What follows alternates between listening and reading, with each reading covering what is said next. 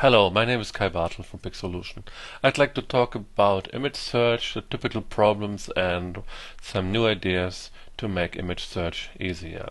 The problem of image search is that there are very often far too many results that it's very difficult to find the image that you're looking for. In addition, humans are not able to look at more than 20 to 50 images at a time. And because of this, image search is very time consuming. Typically, image search is done by using keywords. And if you want to have good keywords, keywording can be very expensive, but you can also leave it to the photographers to assign the keywords, and then often keywords are incomplete or overloaded, and if you use automatic translations, they might just be wrong. If you do exact keyword matching, then the problem is that you find either everything or nothing. So if you just search for meadow on Shutterstock, you might have almost 1 million results. If you try to be more precise and you search for meadow and blue sky and apple tree, clouds, flowers and family, you only got 3 results. This means finding everything or nothing always leads you to the situation where you need to balance and add or remove a keyword to get closer to your idea. In addition, there's visual search. Up to now, people have used low-level techniques that can find images that look alike, but these techniques do not understand the meaning of an image. So it's easy to find similar-looking banana images as shown on the right, but if you're looking for other fried egg images, you might also find this eagle because it just looks somewhat similar.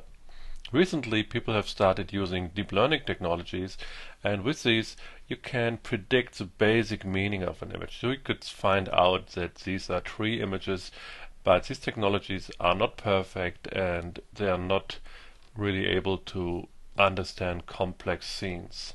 And they're also not able to get the mood and the atmosphere of an image. Another thing that people have been doing recently is a technique which is called more like this.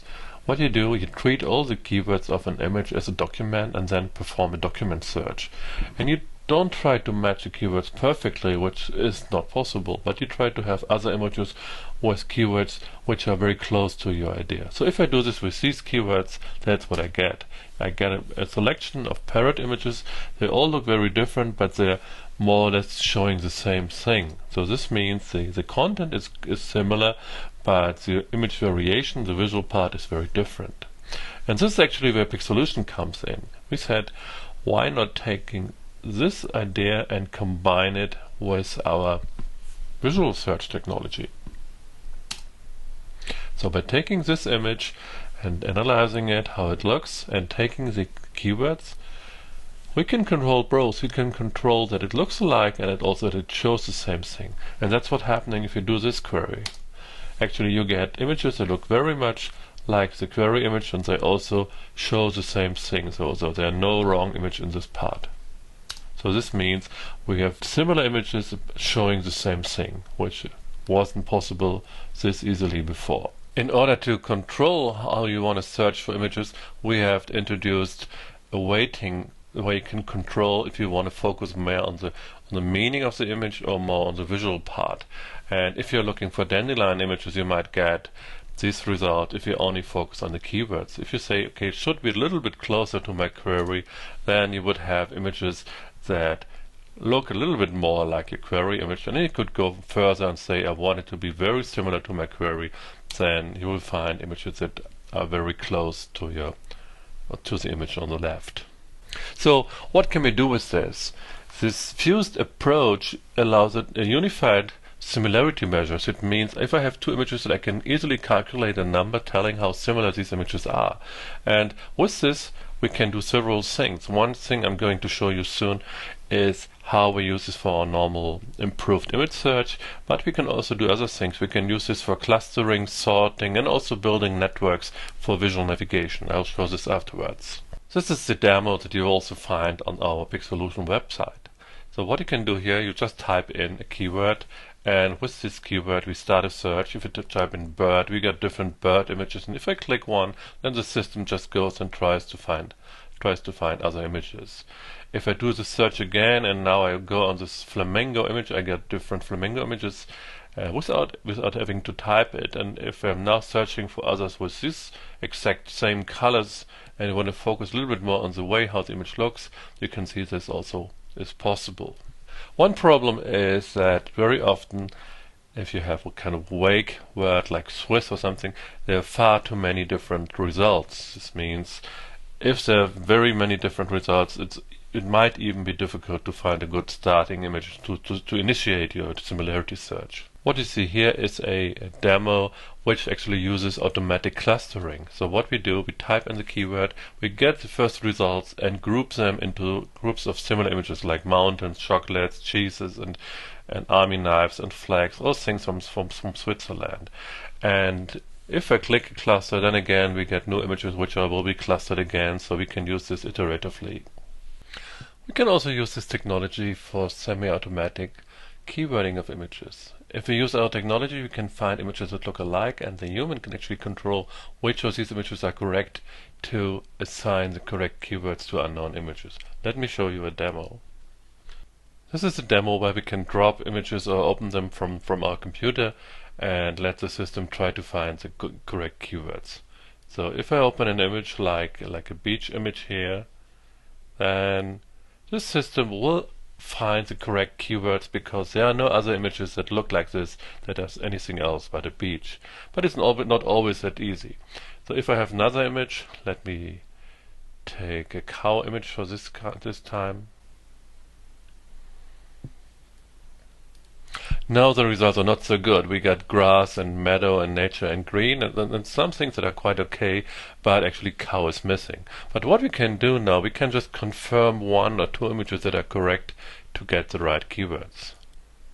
Just by clicking this image, I can get quite good keywords now, and you can see usually with one or two clicks we are quite good. Let me show you the last example. In this case, if I've taken this fried egg, the results are not too good. We got white, light, black background, so these are no good keywords for this. But again, if I just click the image that is correct, and then I will get better keywords again. There are also situations where this approach doesn't work at all, but then all you need to do is to put in one good keyword and go on from that, and then usually you end up with having nice keywords for your images very quickly. Let me show you another approach, which we call visual image browsing.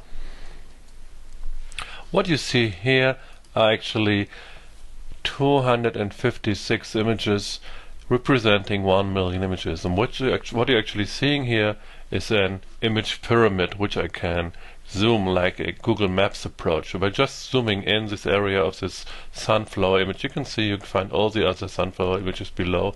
And on the right you get a kind of a map which can be dragged and moved around like a map in Google Maps. By zooming out again, you can see that at the top level we have only moved one image, and below there are quite a lot more images. We can also use this for searches. So if I search for apples, what I see here now are actually it's on the right you're seeing in a heat map, and this heat map shows where are apples that can be found, and we got different areas here, and these areas show like we have isolated apples on tree, and again we can zoom in on these areas. So this is a fast way to actually navigate millions of images in a totally new way.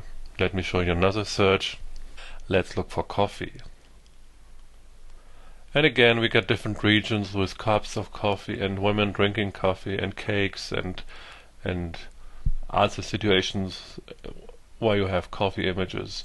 And again you can see you got a very fast, quick overview of such images that have anything to do with coffee. So this concludes my talk. What I've shown you today is the technology from Pixolution, which you can already use today, this fused visual and keyword search approach. And what we will have soon is automatic keywording. Our search will be further improved by using image understanding with deep learning networks, and we will propose visual image search technologies where you can actually navigate and search images without giving any keywords. Thank you very much.